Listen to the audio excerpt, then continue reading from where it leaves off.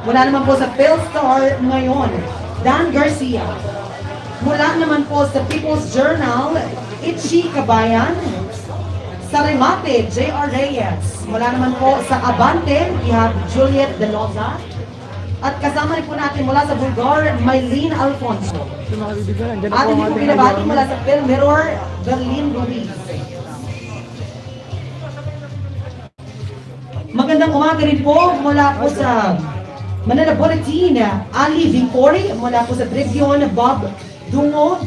Philstar, Ed Gumban. Abante, John Sulit. Manila Standard, Norman Araga. Mula po sa Hataw, Bomson, People's Journal, Jerry Tan. Philippine Daily Inquirer, Marian Bermudez. Atin din po binabati mula po sa Rappler, Miss Pia Ranada, Ulysses Fontanades, at Noel Abuel.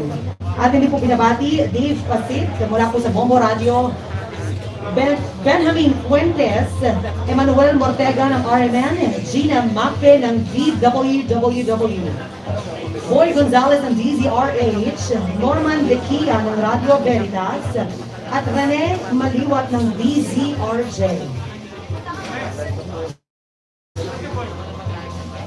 Atin din pong binabati, ating pong mga kaibigang vloggers. We have Mark Gaboa, Shanu Reds, Louis Gutierrez, Paul Farol, Dr. Marieta Santos, and Armand Nocum. Bago po si Eo. Ang pagbati po natin ng magandang umaga sa ating pong mga foreign correspondents. Kasama po natin ang Reuters, Karen Lema, Adrian Portugal, and Lorenza Hello po mga Lasaba. kababayan, kumusta po kayo? Nandito po tayo Kasama rin po natin mula sa Intramuros, Paninews, Manila. si Adrian Co, New York Times, Jason Philip Loud and clear po ba? Mula po sa GG Press, Joanna Balyaran, Associated Press, Joel Calupitan, and Vicente Gonzalez.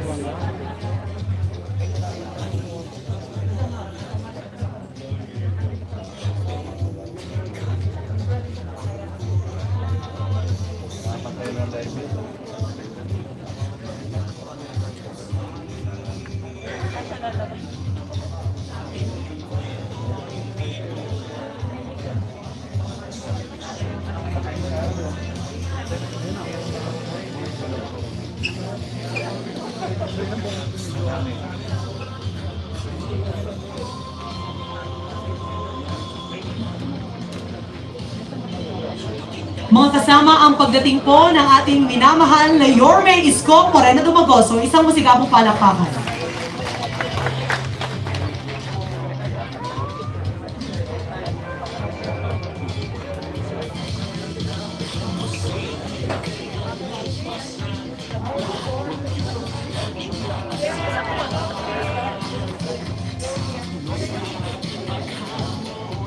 Mga kasama, sa loob po ng 2 minuto ay magsisimula na po ang ating programa, kaya inaaniyahan po natin na bawat isa na maghanda. Muli po, panatilihin po natin ang physical distancing at ang pagsuot ng face mask sa ikaliligtas ng bawat isa. Maraming salamat po.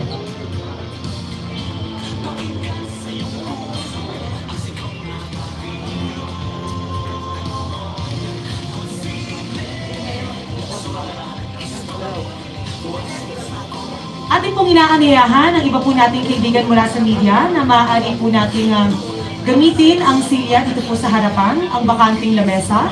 Maraming salamat po. Muli po sa ating po mga kasama, kaibigan, panatilihin po natin ang pagtugon sa physical distancing para po sa ikaliligtas sa bawat isa. Maraming salamat po.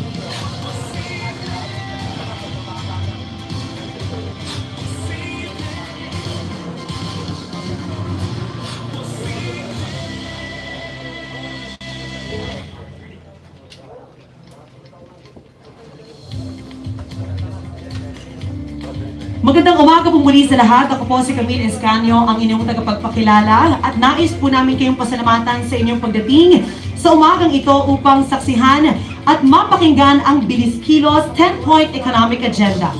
Mga kasama, sa pagsisimula po ng ating programa sa umagang ito, ay atin pong mapapakinggan kung papaanong nabuo ang 10-point economic agenda. I would like to invite on stage the veteran political and campaign strategist who was actively involved in the victorious presidential run of Rodrigo Duterte in 2016, Noynoy Aquino in 2010, Erap Estrada in 1998, and Cory Aquino in the 1986 snap elections. The former resident representative, equivalent to ambassador to Taiwan, is the now campaign chief and political strategist of Team Isko Moreno. Ladies and gentlemen, here is Ambassador Lito Banayo.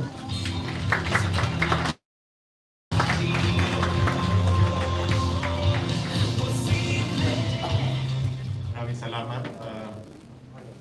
Ito pong 10-point economic agenda na ito ay nagsimula noong Agosto pa ng nakaraang taon, 2021. Nag-umpisa po ito na nangumbida si Mayor Isko Moreno ng a series of meetings ng mga economists, academicians from different fields of specialization, professionals in health, housing, education, agriculture, tourism, the environment, even IT experts. At pagkatapos po noon, ng initial meetings nila where they gave us several inputs, tatandaan po ninyo na nag-umpisa naman kami ni si Mayor Isko Moreno at si Doc Willie by this time September na ito, nag-umpisa ng listening tour around several regions, several provinces. The purpose of which was to listen naman to the people. No? Kasi kuminsan yung sinasabi ng mga ekonomista, sinasabi ng mga experts or mga academicians, masyadong esoteric or hindi naman akma doon sa realities on the ground. So we had to validate what the initial drafts that were sent to us. Binavalidate naman ni Mayor Isko, ni Doc Willie at ng aming team sa mga magsasaka, mga mangingisda, small and medium scale businessmen, at iba't iba pang sektor. Sinaguni din namin ang mga dating secretaries, cabinet secretaries at dating undersecretaries ng 5 presidencies. 5 different presidencies. Magkakaaway pa itong mga presidents na ito dati politically, pero may mga ilan sa kanila na talagang tumulong para mabuo ang isang economic agenda na akma doon naman sa napakita ni Mayor Isko bilang alkalde ng Maynila. Kasi hindi pwedeng yung sinasabi mong agenda ay hindi naman akma dun sa nagawa mo bilang mayor. So that was important for us na kinakailangan, gaya ng laging sinasabi ni Mayor Isko, may resibo o sa madaling salita, may pruweba. Kung ano yung nagawa sa Maynila, kaya mo bang i-scale up? Kaya mo bang i-duplicate all over the country? The figures that were used here, bibigyan din naman kayo ng hard copies. The figures that were used here were all of these came from official data of NEDA or the Philippine Statistics Authority. The projections are given also to you in terms of what we intend to achieve or what he intends to achieve after first 2 years, the first 6 years. All of these, of course, are based on what the mayor always calls it, the minimum basic needs ng katauhan, ng sambayanan, at ito yung tinatawag naman natin in more technical terms ngayon na the Human Development Index, Pero yung Human Development Index, kung gusto mong marating yung mga yon, maibigay yun sa sambayanan, kinakailangan mong mag-create ng wealth. Kinakailangan mong i-grow ang economy. The economy has to grow significantly so that meron ka naman pangtustos dun sa mga pangako mo na akma sa Human Development Index. And finally, basis of all this is good governance, transparency, accountability. Pero may dinagdag si Mayor Isko dito na napaka-importante na naumpisahan din naman niya sa Maynila. At yon ay yung digitalization, yung the adoption of better technology, innovation, innovation, innovation. At the bottom of this. So makikita ninyo sa ipapakita naming audiovisual presentation, followed of course by hard copies that we will be giving to you afterwards, kung paano ito na-wrap around 10-point economic agenda na tinawagan namin bilis kilos. Maraming salamat po.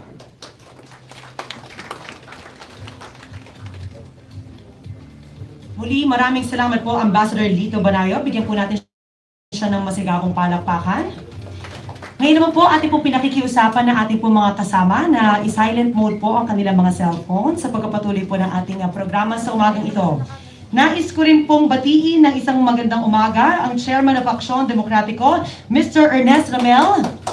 He was a former Assistant Secretary in the Office of the Presidential Advisor on Political Affairs. As Secretary General of Aksyon Demokratiko, he was involved in the electoral campaign of several local candidates. When he became party chairman, Manila Mayor Isko Moreno joined Aksyon, eventually becoming party president. Once again, good morning po, Mr. Ernest Ramel. Sa pagkakataong ito, mga kasama, nais ko pong ibigay sa inyo ang tunay na solusyon at mabilis umaksyon. Ang susunod na Pangulo ng Pilipinas, isang masigabong palakpakan para kay Mayor Isko Moreno Domagoso.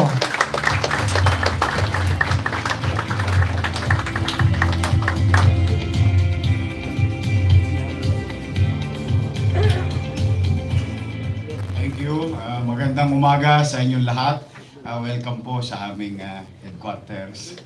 Ito na po yung aming magiging parang pangalawang tahanan sa darating na ilang buwan. Itong 90-day. Napaka-rigorous at napaka-hirap na kampanya because we really need to adjust, abide by some rules and regulations. But again, this morning we would like to welcome each and every one of you from the members of the press. At from time to time, dito na rin po namin kayo kikitain. Dahil marami po sa inyo ay nagre-request ng interview with me. So, para naman na ma-accommodate namin kayo as many as possible. So ito yung aming tahanan. And I would like to get your attention to the video presentation. And later on, after the presentation, pipilitin namin sagutin ng inyong mga katanungan o baka meron kayong mga paglilinaw na nais maliwanagan. At we'll be happy to be answering it. And Doc Willie and I and the team, Carl Balita, Jopet Season and Samira Gutok will answer your questions later on. So muli, welcome to our headquarters, modest headquarters. And huwag kayong mag-alinlangan o huwag kayong gawin nyo na itong parang bahay ninyo. You know? Lagi kayo, sana maparamdam namin na lagi kayong welcome dito sa aming campaign team headquarters. Maraming salamat at pagpalain nawa kayo ng Pongay Kapal. Good morning. Maraming salamat po, Mayor Isko Moreno Domagoso. Ngayon naman po mga kasama, akin pong inaaniyahan ng bawat isa na tumingin lamang po sa screen at atin pong sabay-sabay na panoorin ang Bilis Kilos 10-point economic agenda. Lights off please and let us all watch this.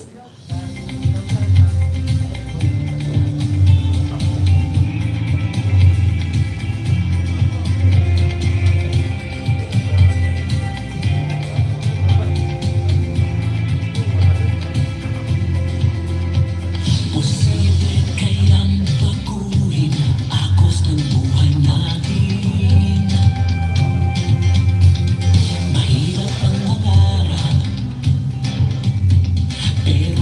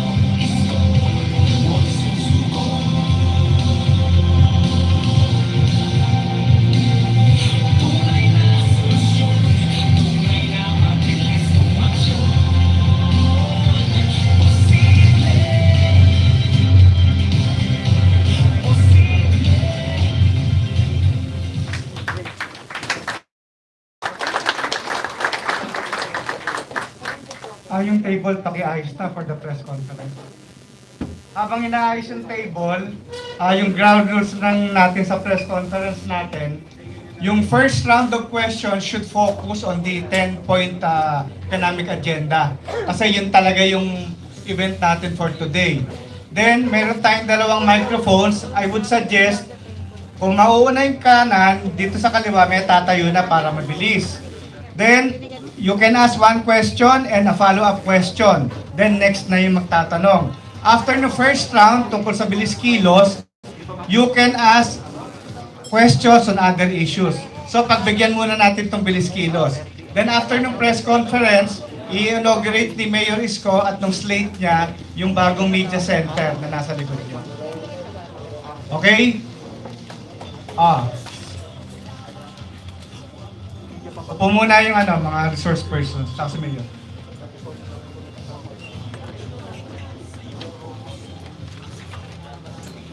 Bongson.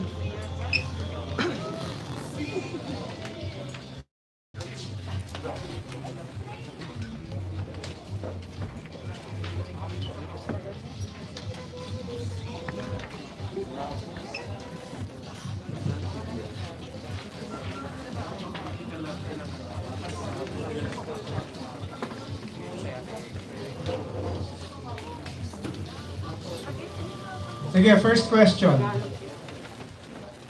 You can ask these other guests here. Halimbawa, when it comes to health, si Doc Willie. When it comes to education, si Doc Carl, who is also a registered nurse and midwife. When it comes to political inclusion, si Samira Gutok. And pagka yung tungkol sa laws, batas, si Jopet Season. And of course, you can also ask political questions to the campaign head of Team Isko, Ambassador Lito Banayo, and the chairman of Action Demokratiko, Ernest Ramel. First question? Punta lang kayo sa mic. Good morning sa mga senatorials po natin. Sure. Dito po sa 10-point agenda na ito, alin po rito sa tingin nyo yung pinaka-urgent? At talagang uunahin na tututukan po natin YORME and then why? Alin po dito sa 10-point agenda na ito yung uunahin nyo, pinaka-urgent na tututukan ninyo and then why? Yeah, again, thank you for that question. As you all know, life and livelihood will be the main focus and immediately will be attended to. May awa ang Diyos, pala rin kami ni Doc Willie. So, yung kasalukuyang sitwasyon, if there's continuing threat or presence of COVID-19, few months from now, again and again, we will continue to look at it seriously and try to address it para mapapanatag natin yung ating mga kababayan na matuto tayong makapamuhay ng may COVID-19. At the same time, yung kabuhayan. Dahil mararamdaman na natin post-COVID, economically speaking. In fact, sinisiyasat ko nga yung nabalitaan ko noong isang araw ay yung presyo ng fertilizer about 900 plus a year ago. In less than 24 months, 2,000 plus na ang presyo ng fertilizer. And then this will affect the cost of food production. Sa kawawa dito yung una, mga magsasaka. No? Pangalawa, yung consumer. So that's why job opportunity must be made available. A lot of business lost their business, and jobs were lost. Then the price of basic commodity, especially yung pagkain, maapektuhan yung fertilizer na yan. And I hope, I think agencies of government, by this time, if it is true that it's been a year now, more than a year now na tumataas yung presyo ng fertilizer. So talagang mararamdaman natin yung post-economic, I can honestly say bad economic effect of the pandemic, no? Kaya life and livelihood, Romel, ang mararamdaman ninyong una naming pagtutuunan ni Doc Willie at 10 ng aking mga kasamang senador in the next 2 years. Then alongside with it, the minimum basic needs, housing, more housing, more schools, more hospitals. So, as you all know, Romel, I'm an MBN guy. Sabi nga ng mga ekonomista ngayon, bago na raw yung word, Human Development Index. But still, I do believe, para mapapanatag ang tao, itong mga bagay na pangunahin na kinakailangan ng bawat pamilyang Pilipino. Ito yung mapagpuhunanan ng pamahalaan. May reaction sa ibang senators, additional. Apia. Yeah, tayo lang kayo, you approach the microphone. Hello, good morning sa lahat. Mayor, I just have 2 sets of questions. First is yung sa health and the second one is dun sa livable cities. You said you would increase yung salaries of medical workers. Number 1, by how much yung increase, and will the private hospitals also be affected? How will you do that when yun nga yung PhilHealth may issues? So, can you just give us a number, maybe even just maybe like an estimate, like double their salaries? And paano yung SRA, may SRA pa ba or tatanggalin mo na yun? Exactly. Well, una, proportion. No? Dapat yung sweldo nakakapamuhay ng pamilya. Kung anong sama ng inflation, effect sa bawat individual o sa pamilya, o dapat yung kanya namang kinikita makatutugon sa kanyang pangangailangan.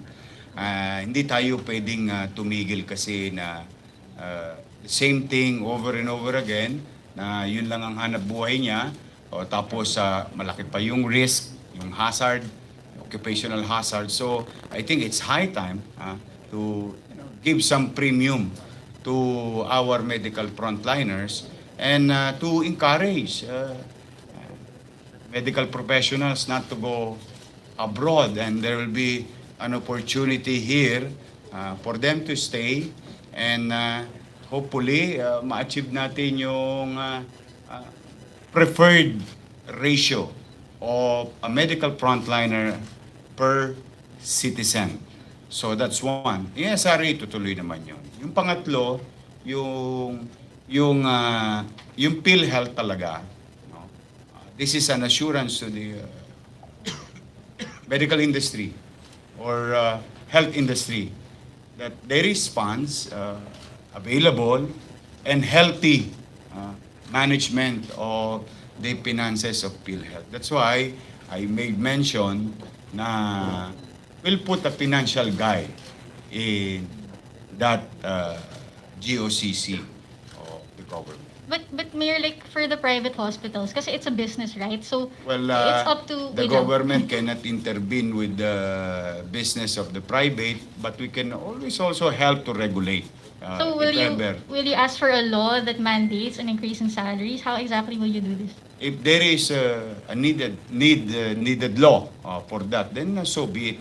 But for the meantime, what matter most to me is yung katatayuan ng ating mga medical professional sa public hospital. Because let's be honest to one another, I think the private hospital or most, if not all, are having a very comfortable salary from their respective corporation. But alam natin sa public healthcare, medyo argabyado. That's why they're being lured to go out of the country. There is an opportunity to be part of their healthcare system. So, malalayo sa kanilang mahal sa buhay. Second question, Mayor. You mentioned you want a well-planned cities So, paano yung gagawin in the context of Metro Manila, which we know is 17 mayors, di ba, iba-ibang rules, and then, for example, EDSA traffic. Ano yung solution mo doon, given this state of affairs Well, na Metro EDSA is Manila? just one traffic street. Yun lang ang madalas. Everywhere is traffic. Traffic should be addressed. And as a matter of general approach, no? I think we can duplicate our roads vertically. We should create more connectors from not only from the north and south, but I think it's high time for us where east meets west type of vertical roads, you know, to ease and create more spaces for vehicular traffic to move better and efficient. So, more roads lang? How about transport Hindi, for people tinatanong na mo walang traffic kotse? Hindi, kasi parang some people would say that another solution would be trains, bus rapid. I mean, anong take mo doon sa mga ganong solution? Well, trains is good, but I hope that the countries who are good, like Japan, Korea, and other countries, European countries, will invest in our country, then so be it. But I cannot just wait for this country to invest and let the people suffer, not addressing the said traffic. And I think duplication of roads and creating more space for vehicles is the immediate and kayang gawin ng pamahalaan in the long term. Wala kayong plan to expand the train network, something like that? Or Yeah. train, I'm sorry? Sobra na yung... Hindi, sige, no. It's okay, Pia. Yeah, wala po kayong plan to expand the train networks? Alam mo, madaling mangarap. With all honesty. I like that. Why not? If, straightforward. And I hope the private investor, foreign investor, please expand our train system. You're welcome to the Philippines. But again and again, ayaw kong isasaalang-alang ang kinabukasan ng mga Pilipino sa palad ng ibang tao at ibang bansa. We, as a country, must be resilient, must be innovative, must address and confront this problem. You cannot go and wait for the investor to come in. What if there is none? Then the people of Metro Manila or the country will suffer. So I think the immediate and doable, at alam nyo naman yon, nararamdaman nyo din naman yon, if we create more skyways vertically, I mean, like, create more space na kayang-kayang gawin. Kayang-kaya ng mga private sectors in the country. It's existing and it's been ongoing, then we must be aggressive doing so. Then, if there is train costs money and more expensive to build. Then, private sectors, whether in the Philippines, if they will, or private sectors or private corporation outside of this country will come in, welcome po kayo sa Pilipinas. But as a leader, if given a chance, I'll confront it by creating more space for our vehicular traffic. Space occupied by matter, lesser space. So we know for a fact, population will grow, and hopefully the economy will grow, more people will acquire vehicles, and we need more space for highly urbanized metropolis like Manila, Metro Manila, in Visayas, and maybe in Mindanao. Okay, thanks, Mayor. Thank you. Doc Carl, meron kang additional sa nurses. Pia, very interestingly dun sa point mo, na may three magic words in the platform of health na makakatuwaan ng mga nurses. Number one, yung scholarships, kasi we have to continue the supply. Number two, yung regularization. For your information, more than 50% of our nurses, both in government and private, are contractualized. By the word regularization, which is part of the agenda, we'll be able to keep them, give them security of tenure. And number three, yung equitability because of the supply chain, na yung ratio, health professional, patient ratio, both in the barangay and in the institutions will be addressed. Very good, very tangible. I think the health sector would love this part of the agenda because it's very tactically short-term focus and strategically long-term addressing the demand. Kasi hindi natin po kayang tapatan ang offers ng Europe at America pagdating sa sweldo. And if there's something, if there's a carrot that we can provide our health workers, it's the security of tenure. And it's here. Thank you for that. Thank you, Dr. Jopet. On the issue of the traffic and the provision of trains, tama po kayo na sa Metro Manila napakarami pong cities and municipalities that we have to integrate. So each of the municipalities and cities would pass their own comprehensive land use plan. Kaya nga po nasa agenda rin po natin to come up and pass the national land use plan to integrate all of this. Doc Willie? At add ko lang Pia do sa mga private hospitals. Basically, basta magbayad lang yung PhilHealth. Magbayad lang sila on time, walang red tape, makaka-hire na ng more nurses, more doctors. Kaya sila hindi maka-hire kasi hindi sila binabayaran ng PhilHealth. Kaya marami nga nag-welga at umaalis sa PhilHealth. Ito talagang source ng income ng private hospitals. And for the record, let it be known to all na ang private hospitals are catching up to the salary. Mas mataas yung sweldo ng government. Ito malungkot kaya palang magsweldo ng gobyerno, ng job order na mataas, pero ba't hindi makagawa ng plantilla na kung tutuusin ang sweldo mas mababa? Ang meron lang difference is the security of tenure.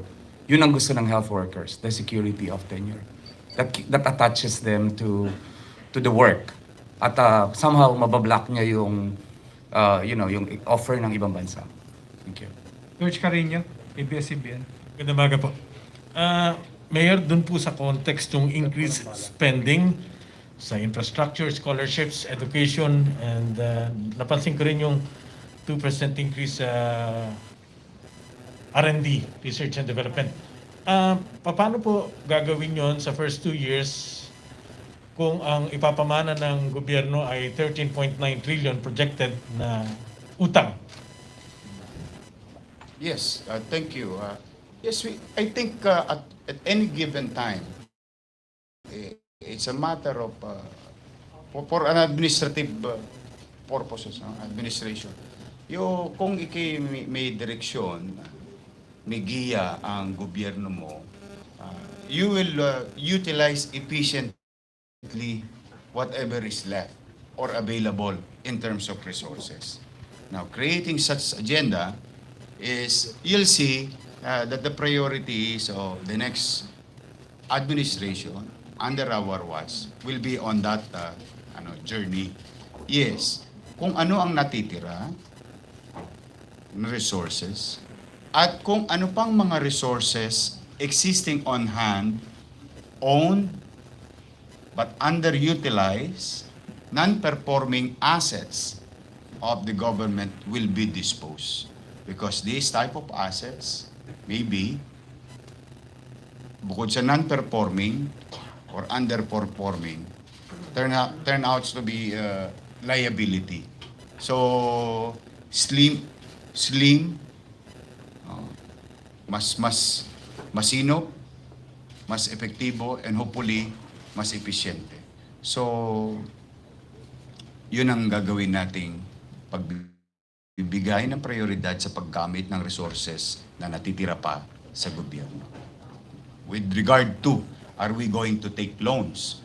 Para straightforward na. Duktungan ko na yung, why not? Bakit naman hindi? As long as it is allowed. No? Kaya pa ba? Pwede pa ba? Then third, Land Bank of the Philippines and Development Bank of the Philippines is one of the medyo liquid na bangko ng gobyerno. Di ba? Baka, I'll cross the bridge when I get there. Baka, meron tayong mga salapi na natutulog o hindi nagagamit fully for a particular purpose. Then we can, as president, we can persuade them or direct them to utilize such funds to develop particular industry in our country. Yung R&D kasi, para magka-idea kayo, ay, I think nakita nyo na to nung in-interview ako nung nakaraan ni Boy. No? Talagang, I think, napapanahon na to utilize fully DOST, DICT, and other agencies to develop our own medicines, or our own vaccine maybe, or even other medicines. I think it's high time for us to invest into that. Then, hopefully, in the job creation purposes, makapag-develop tayo. Thank you. Ichi Kabayan from People's Journal. Good morning po. In your 10-point agenda, among those mentioned is good governance and smart governance. And also mentioned there is political inclusion. I would, my understanding of this is that you're willing to form alliances with your political rivals post-election. If so, how far are you willing to go? Kindly expound. Thank you. Well, one, the administration, given a chance, will be based on, those who will work with our administration will be based on merit, skills, and talents. Okay? That's kumbaga, the North Star of hiring and including people in our government. Okay. Then, and you're right, we'll never know what's the result of the election. No? Kung sino-sino ang mga mananalong halal ng bayan. And if you remember, noong October, I promise you, I committed to you that I can work with anybody. How far can I go? As long as yung gagawin nila, yung participation nila, kapakinabangan ng tao. I don't mind. Because yun nga, yung election, isang araw, o halal ka na ng bayan, you have to work within the system. Yung magtulong-tulong ba, na sort of saying, ako doon ako naniniwala. Kaya, makikita ninyo later on, makakakita kayo ng iba't ibang kulay ng politika, makakakita kayo ng iba't ibang edad sa gobyerno, sa administrasyon natin, at makakita kayo ng mas maraming bata sa gobyerno. Lamang ang bata sa gobyerno natin. Now, yung smart and adapting to technology, that's what we did with Manila, that the people of Manila had an opportunity to pay online without, doing their obligation as a citizen of the city without going in City Hall. Now, in the case of some agencies, mga income-generating agencies, for example, collecting agencies, BIR, or custom, kung maalala mo, Ichi, nung araw sabi ko, yung drum, kahit nabuhusan mo ng buhusan ng tubig, kapag ang drum may butas, hindi mapupuno ang drum. Pero pag ang drum, lahat ng butas nilagyan mo ng bubble gum, naturally, kahit papatak-patak lang ang tulo, aapaw din ang drum. So that's how we conceive yung efficiency in terms of collection. Hindi tayo nagtaas ng buhis, hindi tayo nagpahirap sa tao, sa hirap na dinaranas sila, pero pumapasok sa kaban yung ng tama, ng masinop, yung mga income ng gobyerno. And I think darating na ang oras, magiging kumbinyente para sa ating mga kababayan na pag tinutupad na nila yung tungkulin nila sa Estado by adapting to existing technology. And the same thing with our education and all other things in government transaction. Yung inclusion, may Sam. Bilis kilos kasi, di ba, Ma'am Itzy tayo. nakita natin sa one of the highest cases in law na fina-file ay sa COMELEC level. Political, hindi mo ma-accept na natalo ka. So definitely after May, marami pong mga mayors natalo. And so you're asking us anong resolutions, paano magkaroon ng political healing even at the local level, pero kasi syempre doon ako nanggagaling. And I think one of the provisions namin dito, statements na champion peace and order, syempre hindi mo ma-influence ang COMELEC, hindi mo ma-influence ang mga LGU ASAP eh. But when I saw, what I saw in Mayor Yorme, if siya ang papalarin, pupuntahan yung DILG, lalagyan ng tao, na pwedeng, sabihin mo DILG Secretary heal out, reach out. Yung mga magkakalaban, hindi vendetta kasi that's what you showed to us. Mayor Yorme reaching out to his political enemies in Manila and getting them to be also part of governance in a way. So yun ang appreciation ko at least for the way Manila was handling governance na sa amin sa provinces where a lot of the expenses is really for political vendetta. Ang laki ng gastos po talaga. Hatred and arms, patayan. Di ba po, where I'm coming from. So this is also call out siguro na as we launch on February 8, yung ating proclamation and as we go towards the political trail, manalo matalo po, this is a time na our political leaderships, and I affirm that Bilis Kilos has the necessary formulas in place, hopefully with representatives in education, law, and ako in peace and inclusion, na it's time for, in this pandemic, talagang pinakita sa atin talaga na kailangan po political, social, economic unity. At ang kalaban is after election is hindi na kalaban. At may mekanismo, whether it be at the DILG level, whether it be at the OPAP or peace level, na kailangan kasama ang kalaban. In a way, maging consultant ba siya, maging kung anong mekanismo man yan, nakasama siya sa governance. Next question. Yes, Basta may talent. Meritocracy. Importante yun. And I think, Ma'am Itzy, yan doon ang appreciation ko sa digitization. I mean, this group na ang malaking bias niya is digital. For a place na sa kulang na kulang ang wifi namin mag-aral po, grabe po. Lowest in HDI, lowest in educational, ni isang paktorya nasa amin. Wala pong investor sa mga kumpanya. Digital access is power access to participation. Malaking bagay po itong digital sa amin sa mga probinsya at Mindanao.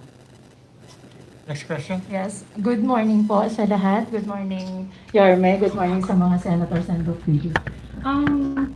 Yung question ko po is add-on na lang doon sa mga nagawa ni Yorme kasi ako, I honestly believe na wala na siyang dapat pang gawin. Additional lang to. Yorme, I would like to ask po, yung mga street people, especially the street childrens po na laging nasa yung mga nanghihingi ng limos. How are you going to engage with them po? Or paano mo po sila bibigyan ng solusyon para kumbaga maging mawala sila sa kalsada para po magkaroon sila ng masarap na buhay o maayos na buhay with the help of the state of the Philippines dahil we believe na you will be the one for this year as president. Thank you. Yun na nga, kapag ba ang pamilya, binibigyan mo ng pagkakataon, magkaroon ng bahay, magkaroon ng trabaho, access to school, access to healthcare. I think it boils down to minimum basic needs. If you invest into this, naturally, mawawala tong ganitong mga insidente sa ating lipunan. And that, hindi lang nangyayari yan sa Pilipinas. Mas malala pa nga sa ibang lugar. But at the end of the day, sa akin lang, I'll continue doing what would, kung ano yung tingin mo makakabuti sa isang nanay, isang tatay. Kasi at the end of the day, DSWD, for that matter, is a very powerful and napakagandang ahensya ng gobyerno na maitama lang natin yung siguro purpose nila in the coming months. In the case of City of Manila, meron kami sa Marikina, as you all know, meron pa nga kami, tinangananan namin talaga nung panahon ng pandemya, yung mga basketball court natin, naging temporary shelter. So many things that can be made available para sa mga mahihirap nating kababayan, lalo na nasa kalsada. Now, yun namang the other side of the story is yung mga sindikato. May mga individual naman, mga enterprising individual, sila Eddie, yung papapanagutin naman natin yon sa mata ng batas. Kasi hindi yan kaila sa inyo na may mga ilang individual na kinukuha yung pagkakataon ng kahirapan ng mga kababayan natin at iniinganyo pa sila sa kalsada. So, sa akin, hindi natin i-tolerate. Pat Santos from Tribune. Sir, dalawang tanong ko isa kay Sir Lito Banayo. Sir Lito, recently ito ng naging controversy sa ni Quanson ng Comelec. At dun muna tayo sa 10 Next round yung sa political. Tapusin lang natin, baka may magtatanong pa. Sige. Ito meron pa ako isang baon kay Mayor. Last two questions for the 10-point agenda then. Mayor, tungkol to sa food sufficiency. Alam natin, yung food is a matter of national security. Sinasabi mo yan. Ngayon po, 110 million ang population kumakain araw-araw yan. Ang bigas po, hindi natin maintindihan kung sapat tayo, bakit pa tayo kumukuha. Sir, sa term mo ba, ma-identify mo ba talaga yung present situation at saka yung tulong na gagawin mo sa sektor ng mga magsasaka? Ngayong napakamahal ng feeds, mahal na rin yung mga fertilizer na sabi mo. How do you address these things na nakakatakot? May panibago na namang virus, wala na naman labasan. Virus? Meron bago? Baka sir, hindi natin alam eh. Ayoko na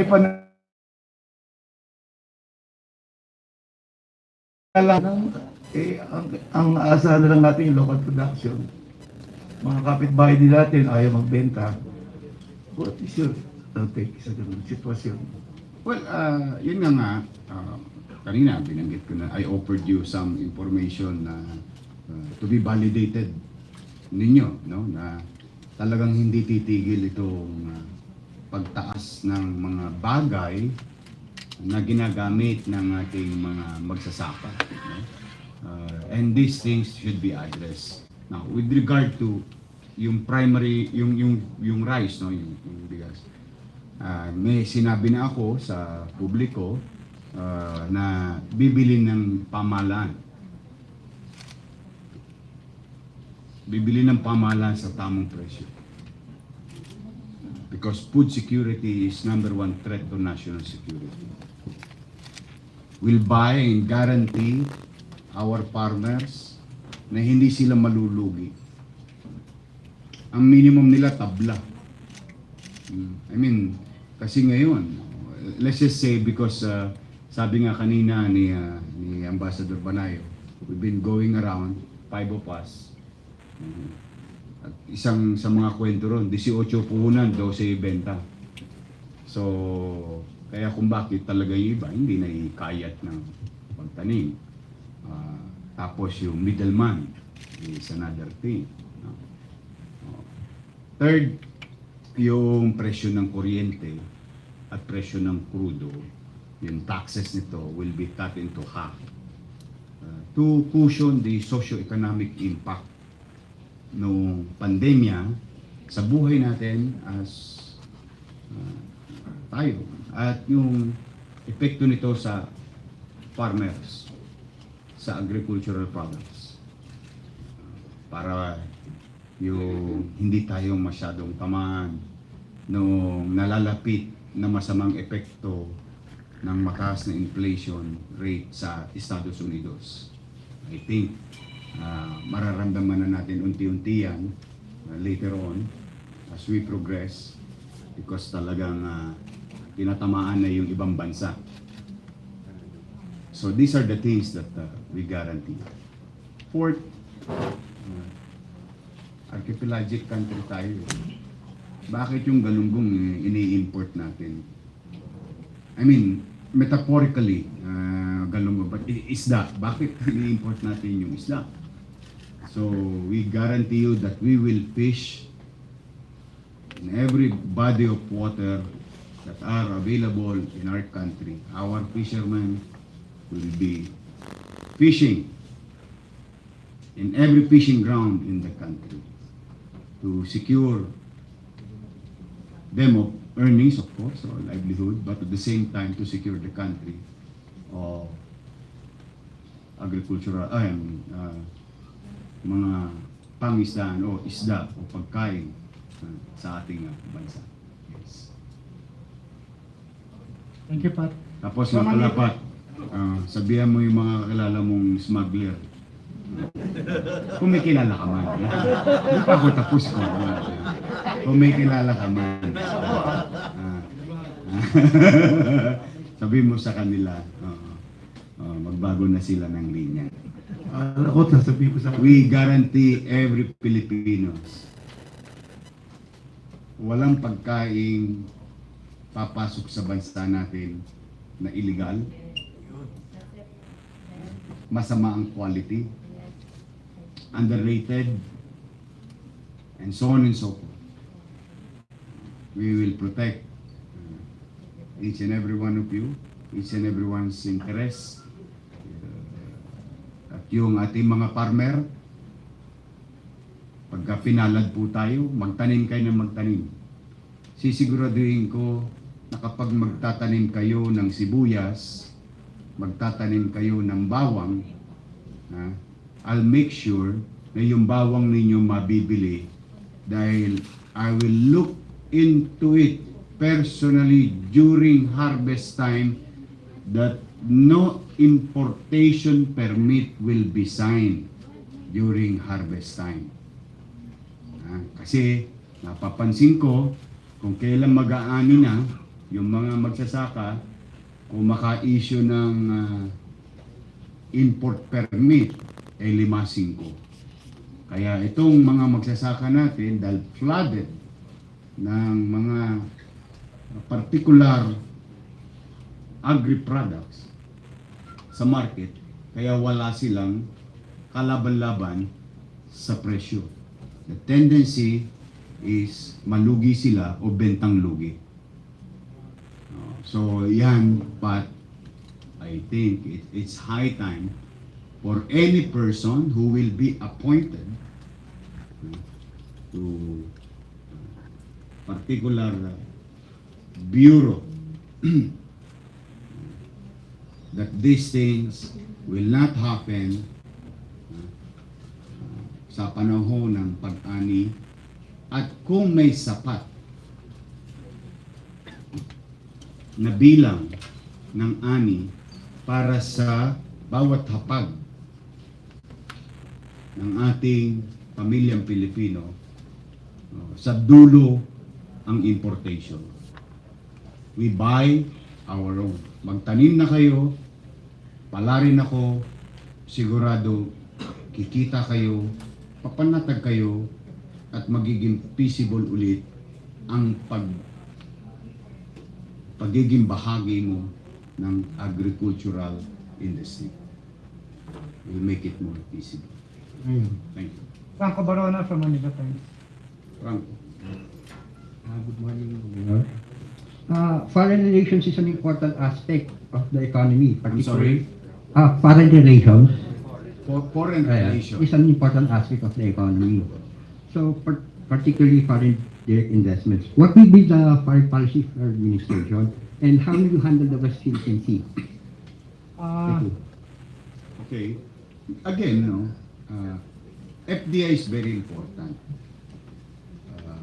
If I'm not mistaken, about $4 billion meron ang Pilipinas na FDIs, or foreign direct investment, while our neighboring countries in the region is enjoying 13, 20, $30 billion of foreign direct investment. One of the major reasons, of all so many reasons, maraming mga reasons, is napakamahal ng utilities natin. Mahal ng krudo, ang mahal ng kuryente, unstable ang connectivity ng internet. So that's why I have said that we'll cut into half. Initially, kayo ang tatamaan, consumer, ng pagbabawas ng buwis sa krudo at buwis sa kuryente. On a bigger picture, a macro effect is to be competitive to our foreign country, neighboring countries, so that investors will come in. Alam mo, sa totoo lang, napakalambot ng dila natin eh. We can always adapt to things. Ang bilis ng, meron tayong asset na communication skills, no? Na dali nating na ipanlalaban sa ibang bansa. Tapos, mapapanatag mo sila na certain yung rules, that you continue to recognize contracts, valid contracts, that there is certain level of continuity, no? Tapos predictable ka, you don't change things in the middle of the ball game. No, hindi yung minuto pagkatapos ng isang administrasyon ipakukulong yung isang administrasyon na nakaraan, gantihan dito, gantihan doon, no? Kaya natatakot tuloy yung investor. Kaya hindi sila makapag-invest in a long term. So, these are the things that will encourage foreign investors in our country. And with regard to West Philippine Sea, very clear. Nanalo tayo sa Hague, we will insist on it. Yeah? We'll go to particular organization, which the same country, like China, is also a member. Anong ginagawa ng ating mga partners? No? Yung mga partners nating bansa, nasaan sila ngayon? Baka kailangan natin sila ngayon. That's one. But with regard to trade, we continue to trade with our neighboring countries, and that includes China. Trade or economic development, economic relationship with China is far different with the firm stand natin with WPS. Whatever is there, diyan ka muna, Brad. Yung lumaki pa sila, I don't think it will happen under my watch. Hindi na sila makakagip pa ng hindi katiting na buhangin kung meron mang babalakin pa sila in the future. We're gonna deal with it legally. We're gonna protect the interests of every island in the country. Then, makipag-negosyo tayo sa kanila. Kung meron man iba pang future na negosyo within the area, then so be it. We'll try to be fair dealing with any countries, and that includes China. But ang basta ulit-ulitin ko, ang garanti ako sa mga mangingisdang Pilipino, makakapangisda kayo sa West Philippine Sea. Undeterred, safe, panatag. At that regard. Next question. Hi, sir. We are going back to your agenda, so I have two questions on health and infrastructure. You mentioned here in your first 1,000 days, 107,000 hospital beds. Can we get more details on how do you plan to concretize this in your first 1,000 days, and what are the regions that you want to allocate these? Supposedly the regions that have the most shortage of hospital beds, where you want to allocate this. And second, in terms of infrastructure, you have a modal transport system, seaports, road, and airports, but railways wasn't mentioned. And since it was asked a while ago, what are your plans on existing railway projects like the Mindanao Railway Project, Subic, and the Yung PNR? Mindanao Railway Project tuloy. Lahat ng I think it's very clear that when I mention tutuloy natin yung build. I think it's all encompassing. Whatever they have started. Whether anong train yun, yung nasa ilalim ng lupa, subway, sa ibabaw ng lupa, o sa taas ng lupa, anywhere in the country. Kung nandiyan na yan, tuloy yan. Now, with regard to yung 1,000 days, that is doable. Kasi, build nga yung ospital ng Maynila in less than 2 years. So, what happened in Manila, building as much as possible, what is this upscale type of public hospital that can be duplicated to easily and initially to 17 regions simultaneously. Because I think we've learned our lesson already as a country. Nung nagulantang tayo lahat, na kailangan natin ng pasilidad, nung nangailangan ng tao, nung na-infect sila ng COVID-19 in the 2020 incident. So, from there, we can pick it up and pick up the pace of building. And that can be done. So, it's a matter of reallocation, whatever is there. Now, doon sa nakalimutan ko lang na i-share ko sa iyo. Meron ka isang tanong na ano yun yung kasiguruhan ng taong kakain? Okay. There is about 300 billion pesos appropriation for ayuda. Gagawin ko 600 yun. Kakain ng tao. Kung anong ginawa natin doon sa food box, yung ayuda sa Manila, it can happen to the entire country. Just so you know, in passing lang. So now, going back to the infrastructure, yes, we'll build more roads that can create business and job opportunity, and for our farmers access to, kasi yung mga parklang areas, no? Medyo nahihirapan sila kaya nagmamahal yung cost ng agri-products going to the sa kapatagan. And hopefully the private sector, the way it happened, where two islands are connected by a bridge done by Philippine corporation in the country in less than 2 years. So, if that is possible, then let's look for other islands to create more economic movement in 2 or 3 islands adjacent to each other, divided by,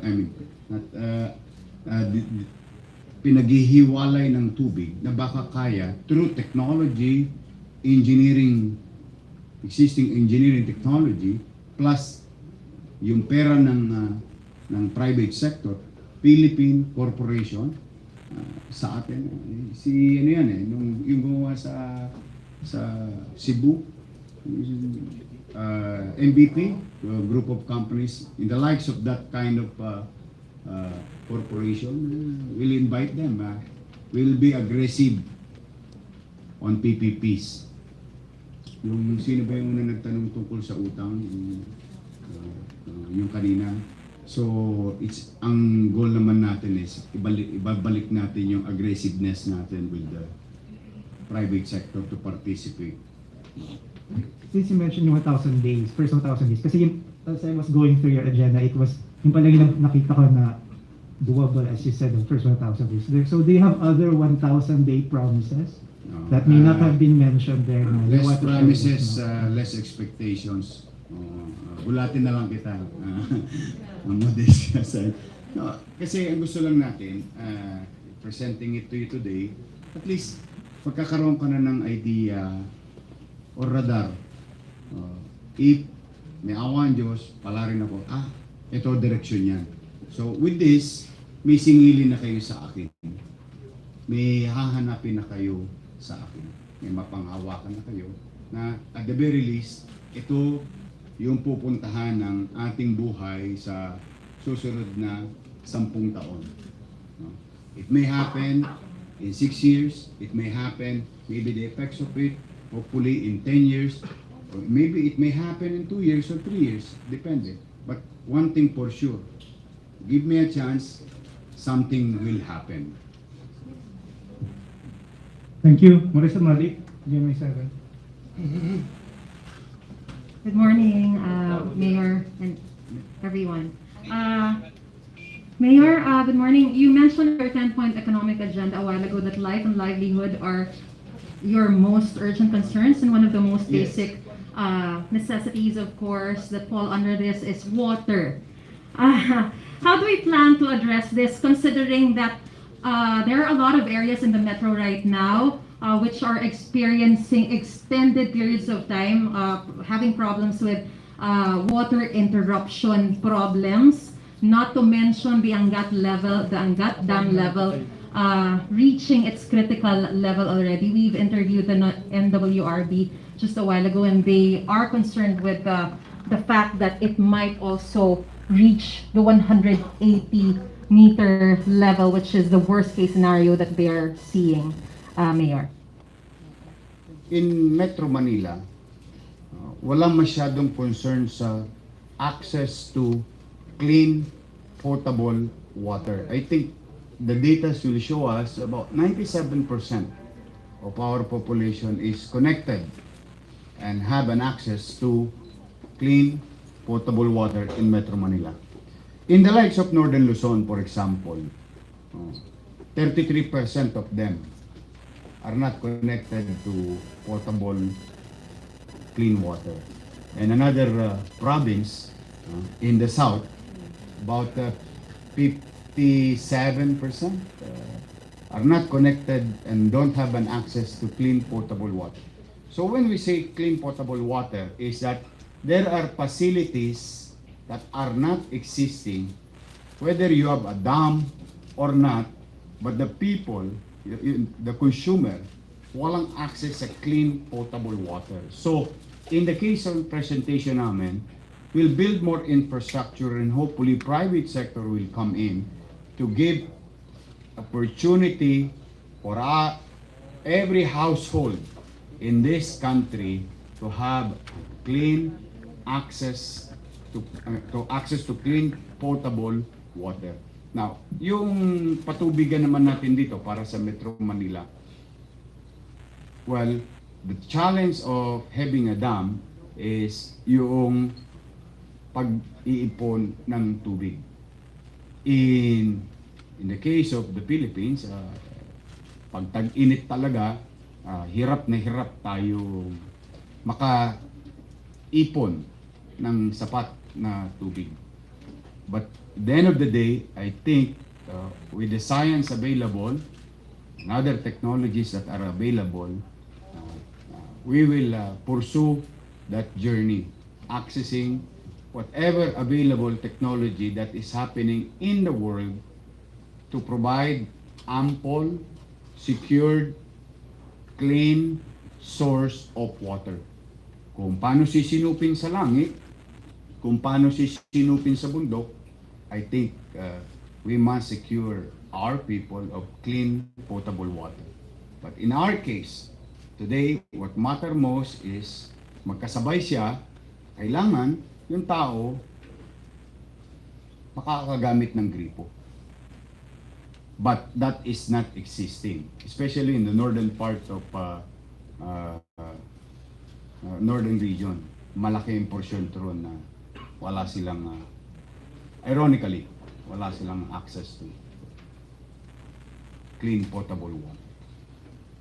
And when I was shocked when I saw it, akala ko, alam mo, sagot ko pa nga, Somalia ba tayo? I mean, in this time, I mean, how these things are not available. You can speak of all the bridges and roads that you can create. Yung may naglalasada na. Shopping naman. Yeah? Ironically, 2022 na, meron pa tayong mga kababayan na walang access to clean, potable water. The irony of it, di ba? Kaya, of all the things, kaya sabi ko lagi, of all the things that we wish for or dream of, no? Minsan nasa harapan lang natin yung problema. Kaya isinama ko yun, nung nakita ko yung data, and I said to the team, isama nyo yan, bibigyan ko ng attention yan. Kasi this is just water. Hindi to rocket science na mahirap gawin. How come that a particular province in the northern Luzon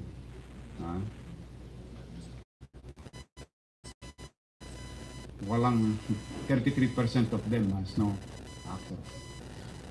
Meron pa ako isa research on it. Meron pa nga isang probinsya, 8% lang ang access.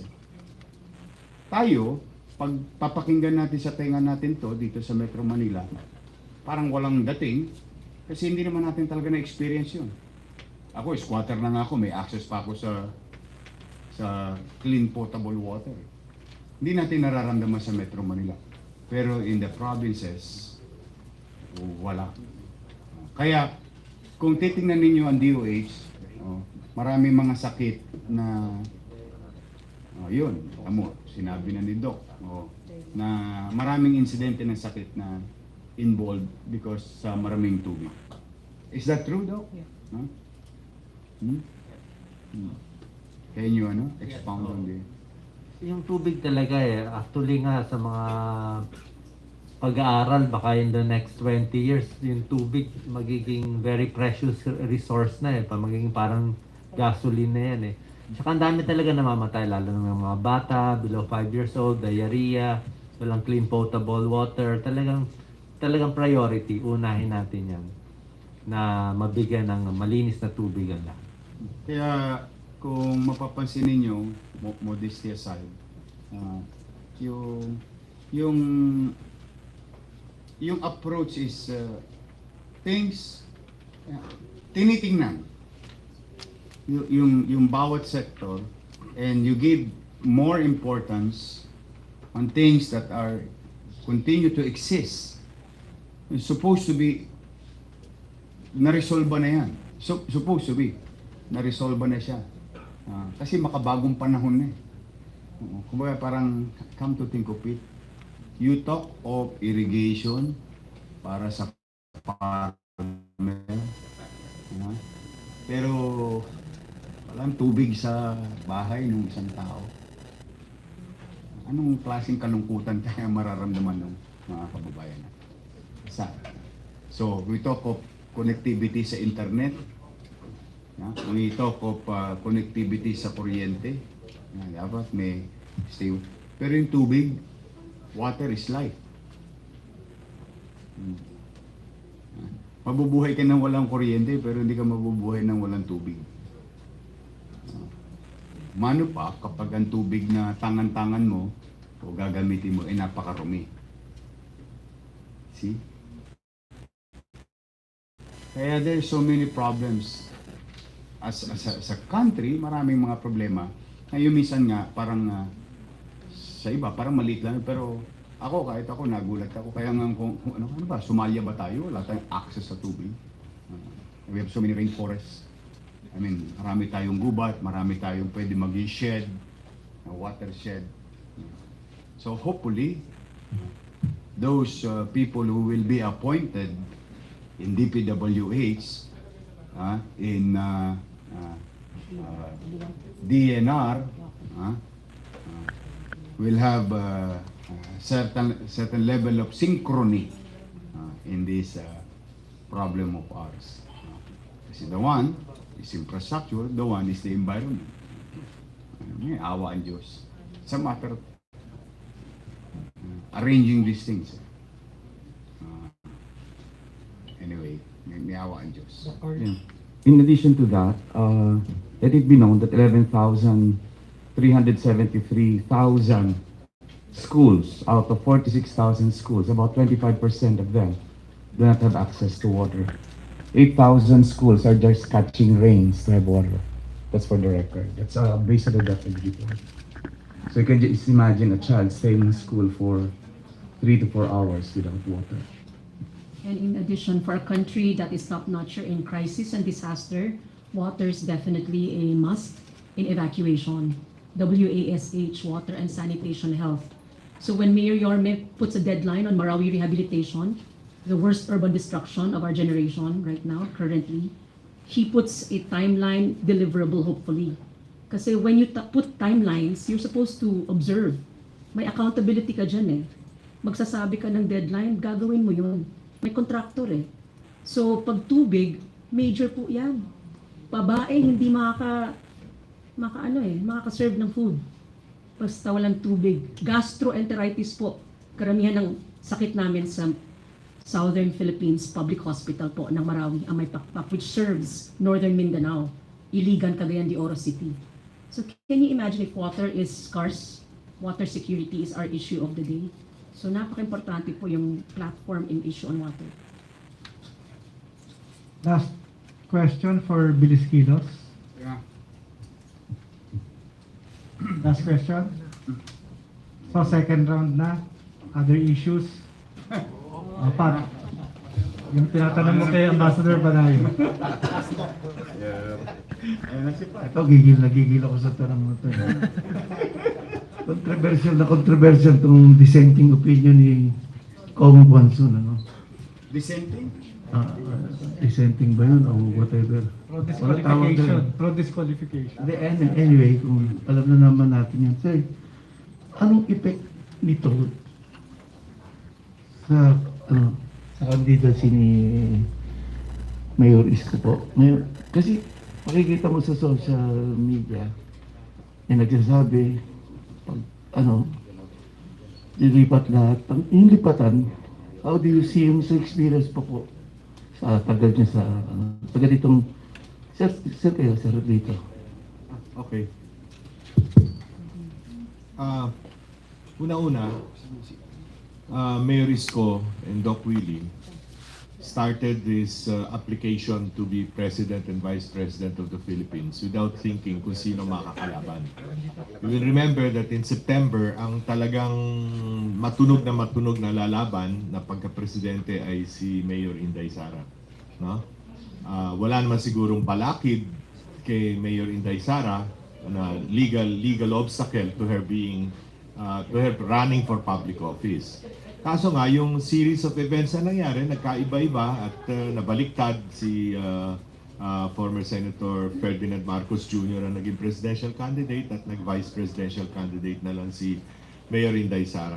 So, for us, no, it really doesn't matter kung sino ang kalaban mo eh. Basta determinado kang lumaban, determinado kang manalo, so you gear your campaign strategies accordingly. No? Of course, nagpapalit-palit ang environment during the 90-day campaign period and even before the 90-day campaign period. So whatever adjustments you have to do, you have to do. No? Dynamic yan eh. No? If you will remember also, dun sa marami na rin nagdaang halala natin, I think in 2004 for instance, ang kandidatong sinuportahan ko noon ay natalo, si Senator Ping Lacson.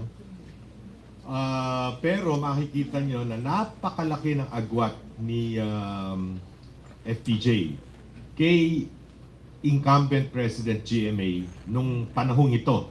No? Pero siguro dahil sa nasirang FPJ ay hindi nag-a-attend ng mga debates at interviews, maaaring naka-apekto yon. So, medyo naggit-gitan ang labanan at the end of the day. You will also remember that in 2016, for instance, I think a lot of people will agree or will have observed na si Vice President Binay na nangunguna, pati na rin si Senator Grace Poe, doon siguro sa mga debate nagkaroon ng turning point. No? To a lot of people. So the dynamics of a campaign do not depend on who the candidate is, who the front runner is at this point. It depends on what every competitor will do in the next 90 days, no? So, ganyan. Even if you look at the surveys, malaki-laki pa rin yung undecided. Number two, napakalaki nung may second choice. No? Napakalaki nung may second choice. Kung basta no? So, it all depends on ano. Pero kasi hindi namin pwedeng pakialaman yung decision ng COMELEC. It's an independent constitutional commission, no? Whatever and however it decides, alam rin naman natin na ang final arbiter nito will be the Supreme Court. No, because the issues at hand hindi kayang court of first instance lang o court of first resort lang ang COMELEC. The court of last resort is really the Supreme Court. So yun yata yung pinaglalaban ni Commissioner Guanzon na parang dinidelay para rin ma-delay din ang Supreme Court, no? Parang ganun ang kanyang pananap. Well, hindi tayo makakapaggagawa ng any official comment on that because that is the province of the COMELEC. Thank you. Next question. Atia from Rappler.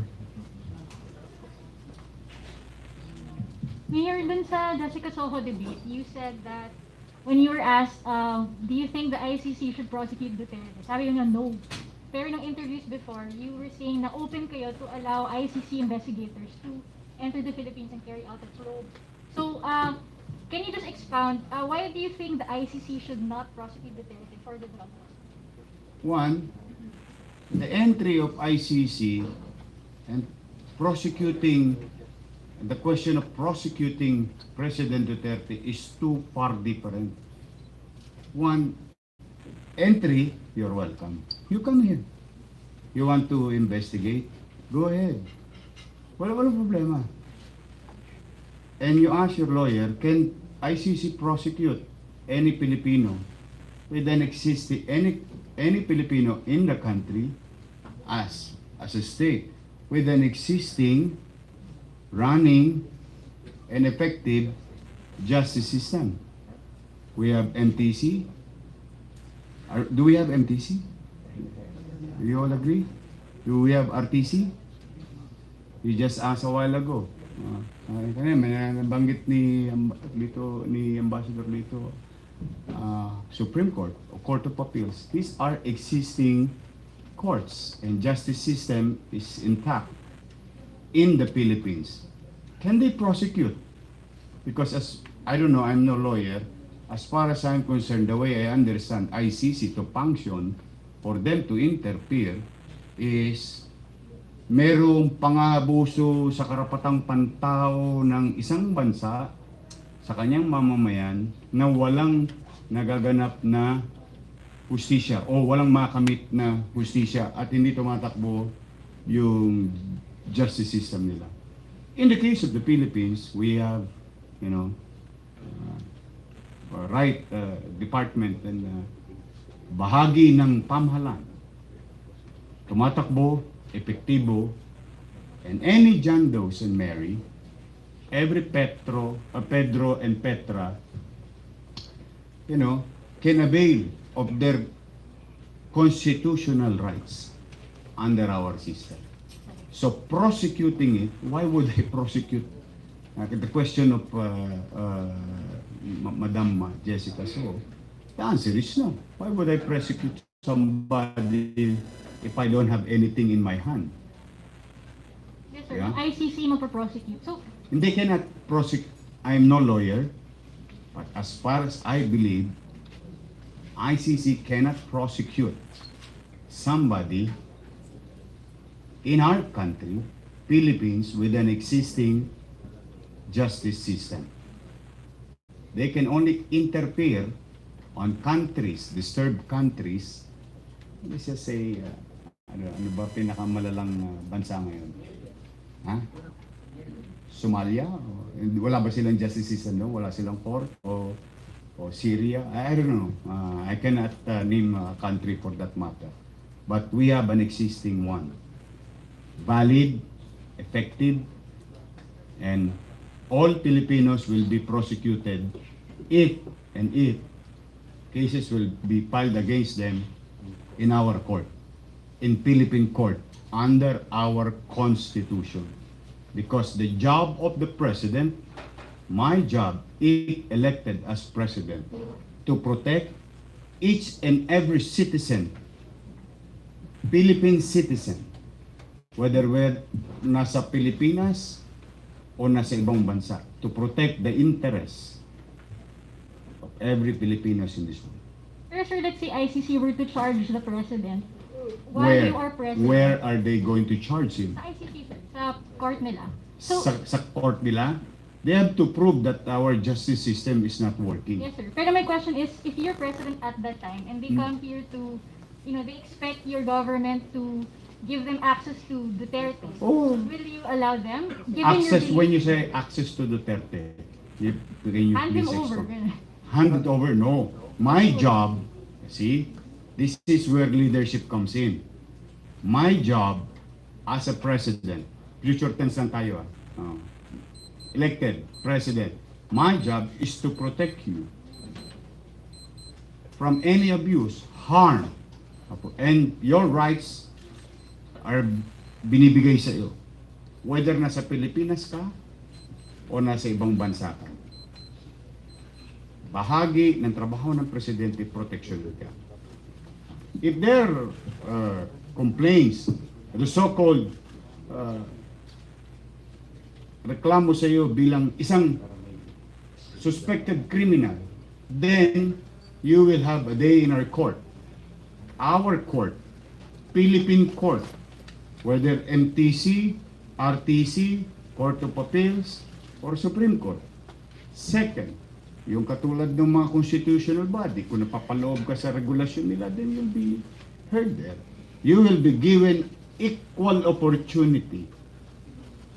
Ngayon, pag ikay nagkasala, sa mata ng batas natin, papapanagutin kita. Sir, would your government initiate such a probe or would you wait for us? Will our government initiate such probe? What probe? Sir, dun sa drug war abuse. Yes, why not? Bakit hindi? Kung talagang mapapanatag ko lang ang damdamin ng bawat isa, why not? Under our rules, under our laws. Hindi tayo po pwede kung meron naman tayong existing judicial system, existing laws, then we should go after to those who abuse in the past. And that includes the 70s, the 60s, the 80s, the 90s, whoever they are, whether they are rich. Di ba nga, naalala mo yung comment ko? Nga nagnakaw ng 6 na kilo ng manggang matanda kinulong Yung iba nga dyan, nagnanakaw, bilyon-bilyon, nakalaya pa, sentensyado na So, that is not certainty. So, I guarantee you with your question, under my watch, everybody will be given equal opportunity to have a day in the court under our constitution, under our laws. But at the same time, somebody were found guilty of such crime. I-implement natin kung ano yung sentensya. Salamat, Mayor. Thank you, Pia. Next question. Sure. Mayor, maybe also get your comment on some of the criticisms of your rivals in the Boyabunda interviews. One, Vice President Len Robredo said you have no clear issues on certain, you have no clear stand on certain issues, and somehow Senator Pacquiao also insinuated that you have a corruption issue. Of course, you don't, parang, these allegations are particularly referred when they were asked about your name, so maybe we could get your comment on those. One, I did not watch the Vice President interview, so I don't know if she said something like that. And I wish her good luck. With regard to Senator Manny Pacquiao, well, una, then let me, I said it to Jimmy Sedon nung kinuhanan ako ng comment ng GMA Online. Again, and I'll repeat it today. We would like to thank Senator Pacquiao for giving us such honor and pride to the world of boxing. And yung dangalan na ibigay sa atin, ay hindi natin makakalimutan yun. So maraming salamat sa karangalang binigay sa atin ni Senator Pacquiao sa mundo ng boxing.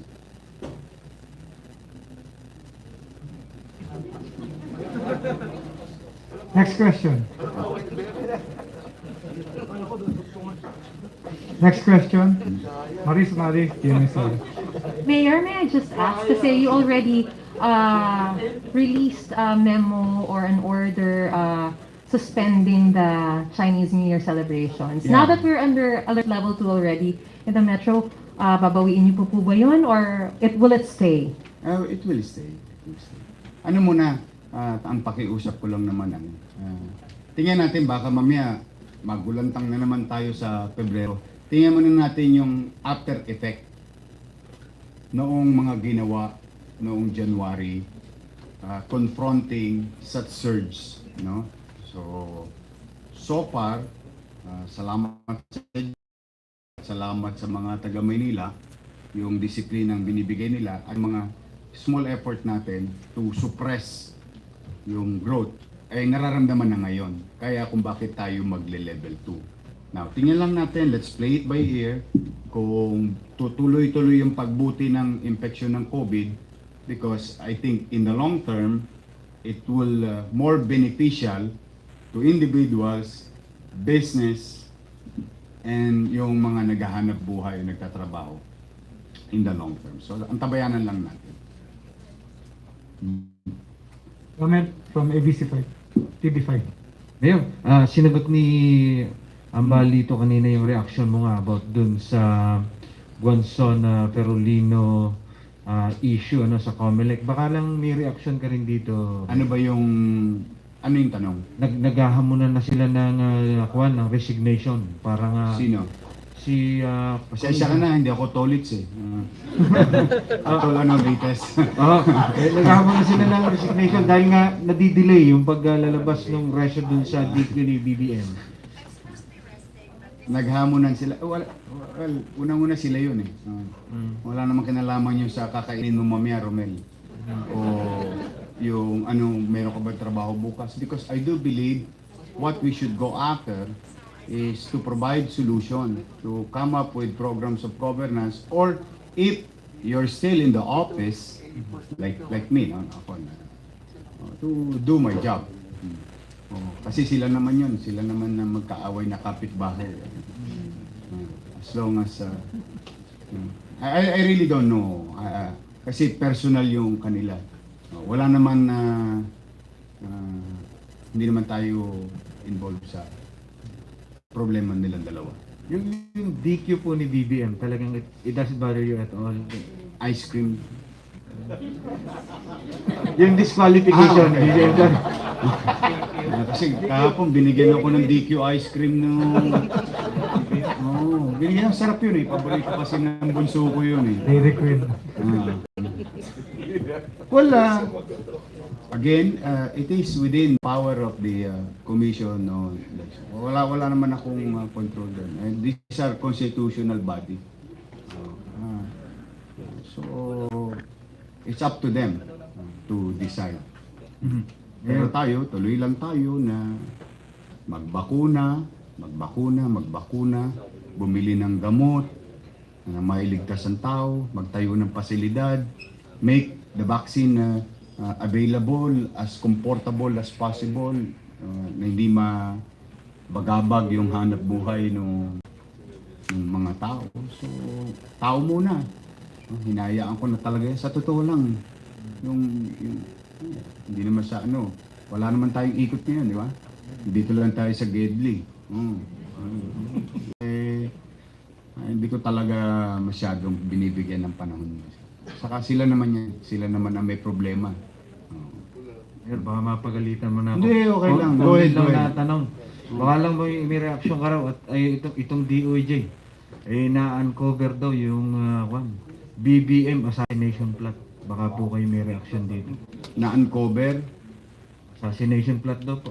Sino? BBM. Sino yun? Si former Senator Ferdinand Marcos. Okay.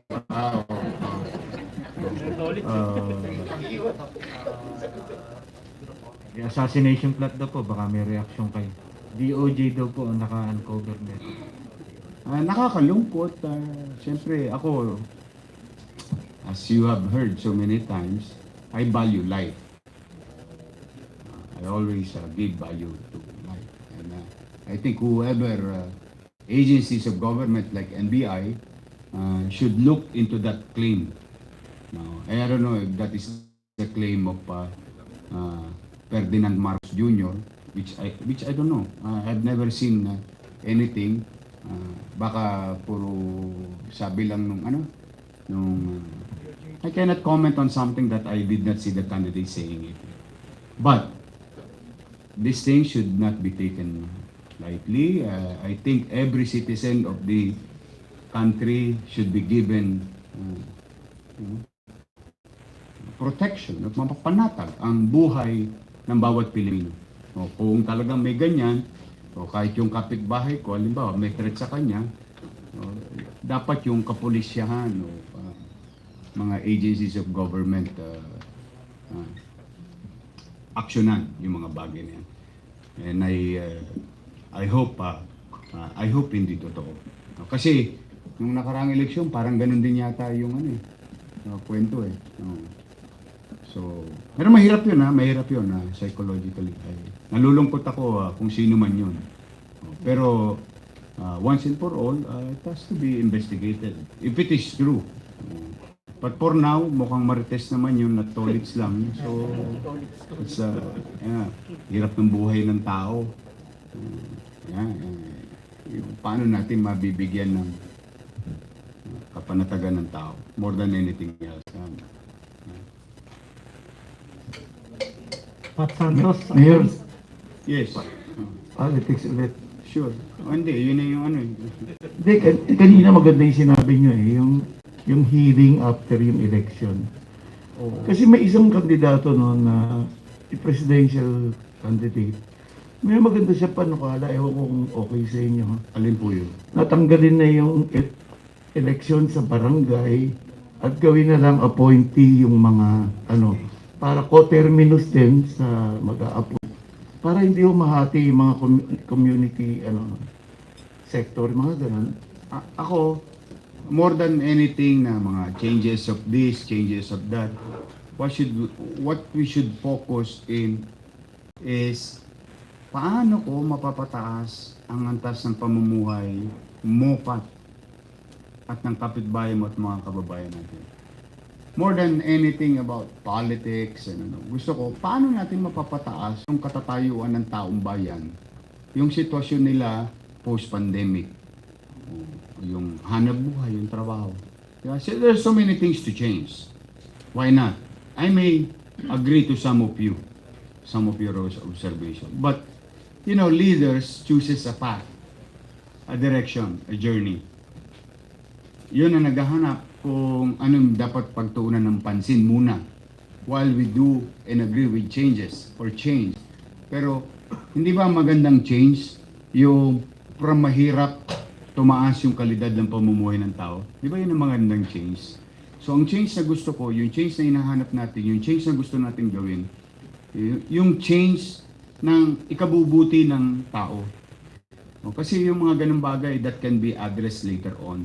Mga political appointee o political change. Ano naman yan? Politiko lang ang nakikinabang dyan eh. Diba? Ito naman, hypothetical lang. Just for the sake of conversation. My answer to your question is my first statement. But this is hypothetical, this secondary. Tingnan mo, pag yun ang nangyari, aabusuhin din ng mga halal ng bayan nyo. Hindi ang i-appoint niya, mga kamag-anak na naman niya, pamangkin niya, pinsan niya, kadugo niya, kapitbahay niya. Naku, Diyos ko, yun na naman. Isang baryo na naman na ma-appoint. Wala nang equal opportunity to others because it will be subject to discretion or capriccio ng isang leader. Ako, I do believe in democracy. In democracy, it is the people who will choose. Now, to safeguard our political situation, ng bansa as a whole, I think we can come up with other things, other ideas. Or let's just say, ito, idea. What if? May awa ang Diyos. Halimbawa lang, bigyan niyo ako ng pagkakataon maging presidente. Ang una kong introduce niyo, kung politika, kung political change tayo, ang una kong introduce niyo, sisiguraduhin ko ang mga Ipugaw magkakaroon sila ng senador. Ang mga Muslim magkakaroon ng senador. Bakit gagawin ko 34 senator? Dalawa bawat region kasi boboto sila sa region nila.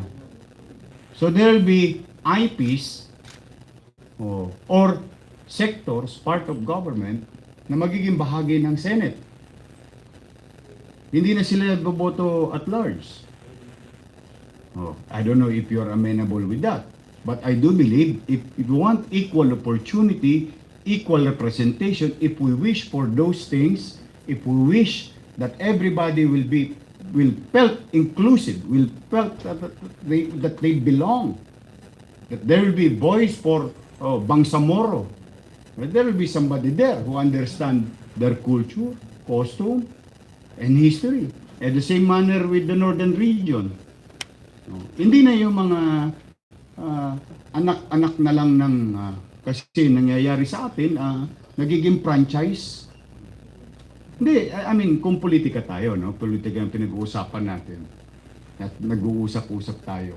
Ano tayo ngayon ng mga ideas. Pansinin ninyo, ang mga nai-elect-elect, franchise na eh. From one to another with the same surname. Pero yung halimbawa, let's just say, ito si Sam. She's from Marawi. She's from Mindanao. Wala siyang kakayanan gumastos ng 300 million sa ads because yung tatay niya hindi presidente o hindi siya senador.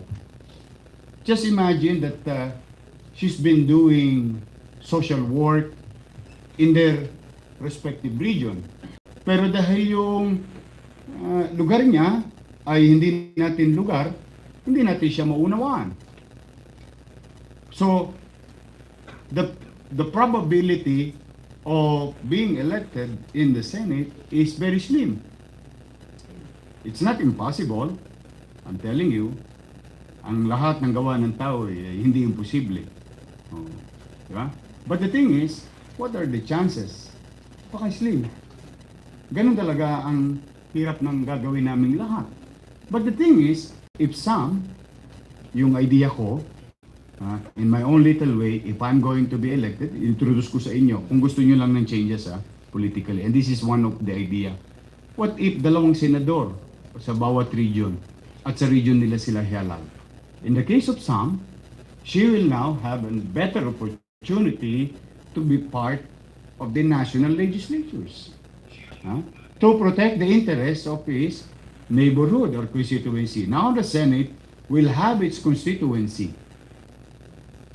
So, the people from Samar, which is one of the poorest provinces in the top 20, will have an opportunity to be represented in the Senate.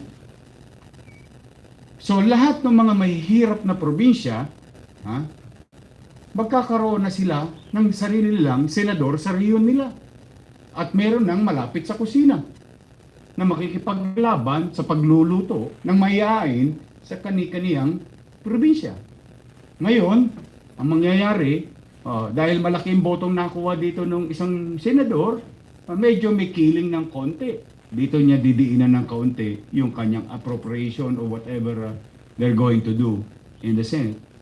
These are the things that may, kung gusto mo ng change, ako yun ang isa sa mga posible nating gawin. So, magkakaroon na, hindi na yung taga Metro Manila lang ang mai-elect na senador. Hindi lang laging taga alta sa syudad ang mai-elect na senador. I have nothing against with the 24 elected senators. I respect them. Good for them. Congratulations. They were given an opportunity. But if we want equal representation in the entire country na isang Ipugaw, isang taga-Benguet, isang taga-Caraga, isang taga-Car, na taga roon, nasa Senado, representing their people. So, mabibigyan ng equal opportunity. If you want real change, kasi meron na siyang representation. May obligasyon siya. Kaya yun lang yung hypothetical lang tayo. Last two questions. Last two. Bambi, Purisima, from Filipino Mirror. Hello, Mayor. Good afternoon. Good afternoon. Ang tanong ko po, if you are elected, amenable po ba kayo na amendang batas, particular doon sa tinatawag natin, kasi yung ano natin ngayon, presidential form of government, diba? Kaya po ba kayo, pwede po ba ano po ba kayo dun sa yung two-party system instead of multi-party system? Two-party system, I do believe. Kasama na yun sa regional. Yung regional. Yung two-party system, I think it's ripe already. Kasi nangyayari nga, ayun, nakita naman natin,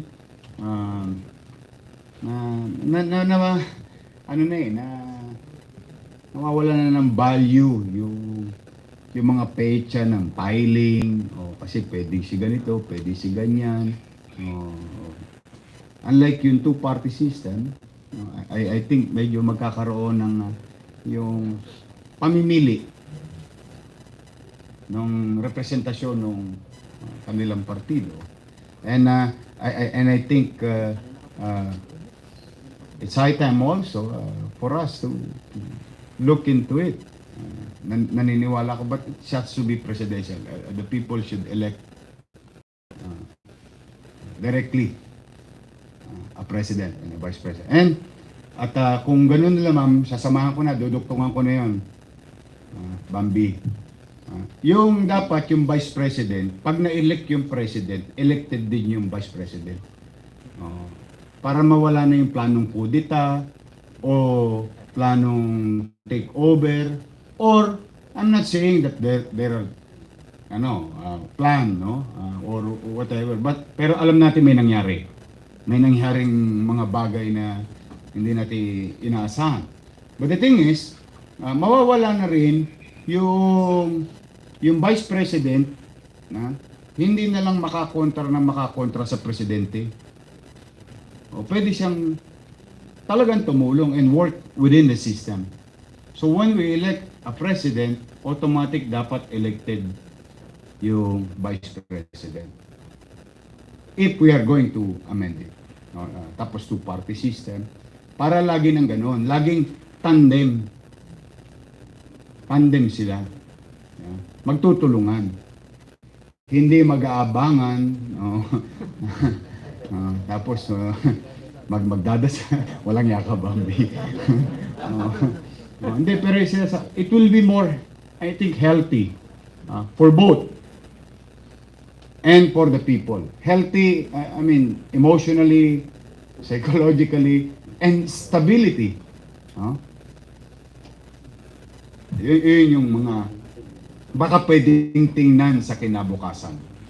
Mga pwedeng i-adapt sa kinabukasan. Last question. Juliet. Juliet de Losa from Abang. Hi, Mayor. Ask ko lang, if ever na you will be elected as president, anong magiging relation mo sa church? Church is part of my life on a personal level. As I have said, takot ako kay Jesus. But again, church should be part of, continue to be recognized by the government as part of the society, as citizen. Yung, kumbaga, pwede naman makatulong ang church, especially on some aspect. Why not? Basta ganito, lahat ng individual or organization, for that matter, will help me govern properly and efficiently, will be welcome. And that includes the church. And when we talk of church, hindi siya exclusive. It can be our fellow Muslim brothers and sisters, the leadership of the Muslim brothers and sisters, or other sect na religion. Yeah. Why not? Mamamayan din naman sila. Pero yung faith, to me is, yun, personal yun. At mananatili yon.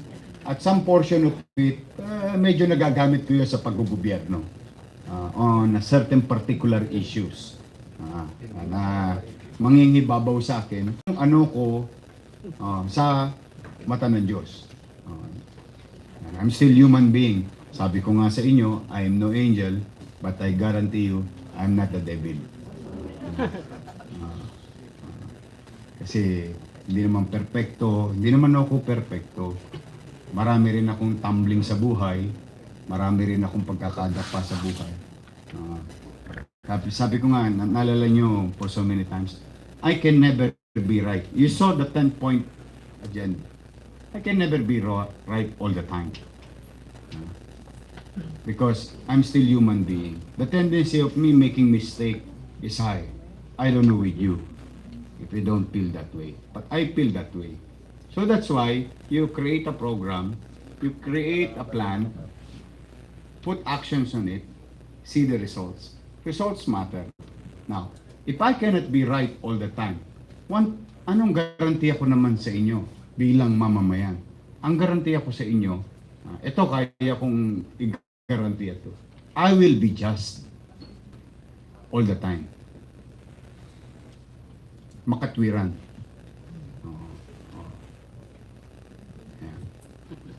And hopefully, makabuti yun sa bawat isa. Kaya pag nakulong yung hindi ako hawa ko doon sa matanda talaga. Yung mangga. Tapos may isang matanda, hindi nakulong eh. Sentensyado. Hindi, ako talaga. I mean, let's be honest to one another. Ewan ko sa'yo, chismosa ka, ikaw toilets ha. Tol, anong latest? No. Hindi talaga. Kaya hindi nagtanong kanina about, yan mo kanina, yung sabi ko sa'yo, certainty, saka predictability. That goes with our law. We have to be certain. Applicable sa lahat. Nakakalungkot kung ikaw kaya yun. Hindi ko sinasabing walang pagkakamali yung matanda kasi it's not up for me to tell who's guilty or not. But he spent a few days in the jailhouse.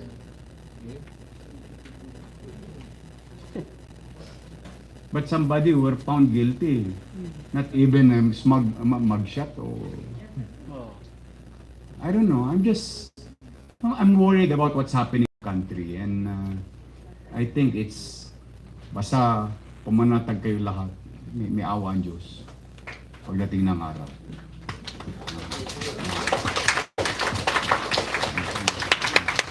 Managot ang dapat managot. We will not forget and we will learn things from the past. Thank you so much once again, Mayor Isko Moreno. Thank you, first time ko to. Sana hindi to first and last ha. So, walang Karumel. Basta ang ano ko lang, dito welcome kayo lagi rito. Anytime pwede kayo magpunta. Maraming salamat sa inyo. At mag-ingat kayo at pagpalain nawa kayo ng oh my God.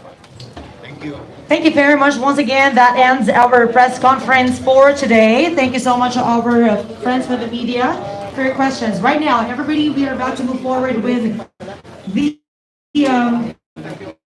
Media Center inauguration and ribbon cutting, of course, headed by Mayor Isko.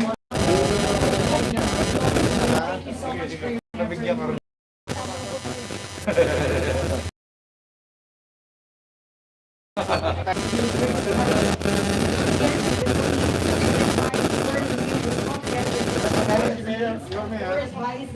Presidential candidate,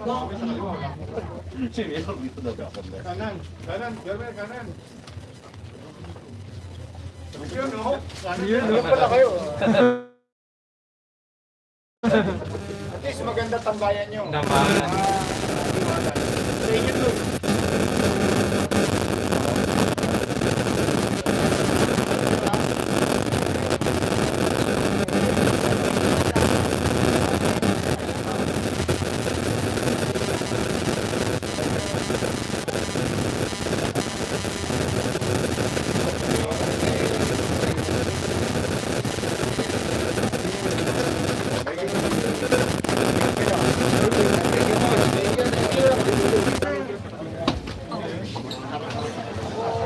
Once again, maraming salamat po sa bawat isa. Bigyan naman po natin ang ating sarili na isang masigabong palakpakan. Tunay na solusyon, mabilis umaksyon, kung isko posible. Maraming salamat po. Ako po si